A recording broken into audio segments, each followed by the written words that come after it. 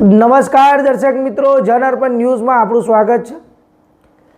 આવો સાંભળીએ આજના મુખ્ય સમાચારોની વાત કરીએ તો કાલે 7મા દિવસે ગણપતિના ઠેરે ઠેર વિસર્જન જોવા મળ્યા અને લગભગ 7મા દિવસે મોટાભાગના ગણપતિના વિસર્જન થતા હોય છે, વડોદરામાં થાય છે।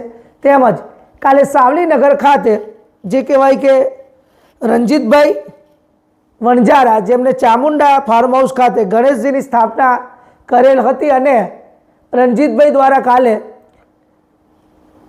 રણજીતભાઈની સાથે તેમનો પરિવાર હોય, તેમનું મિત્ર મંડળ હોય, એ તમામ લોકોએ ગણેશજીને પૂજા અર્ચના કરી, ભજન મંડળ આવ્યા, વેશભૂષા કરવામાં આવી અને ગરબાની રમઝટ બોલાવી, ખૂબ મોજ કરી અને બાપાને ભાવભીની વિદાય આપી હતી।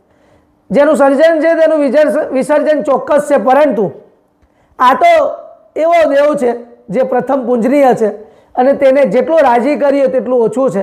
તો રમેશભાઈ વણજારાએ પોતાના ફાર્મ હાઉસ ખાતે કાલે ભજન સાથે ધામધૂમથી રાજીપો કરીને બાપાનું વિસર્જન જે કહેવાય કે કરવામાં આવ્યું હતું અને વિસર્જન એક શબ્દ એવો છે કે માટીની મૂર્તિ ખાલી પાણીમાં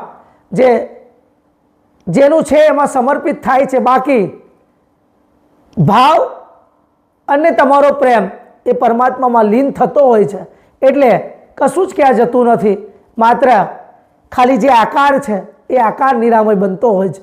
તેવું રમેશભાઈ વણજારા દ્વારા કાલે તેમના ફાર્મ ખાતે શ્રીજીને પૂજા અર્ચના કરી, તેમજ સૌને રાજી કરી અને બાપાને આરતી વંદના કરી, આવતા વર્ષે ફરી આવજો તેવી ભાવના કરી કાલે વિસર્જન કરવામાં આવ્યું હતું।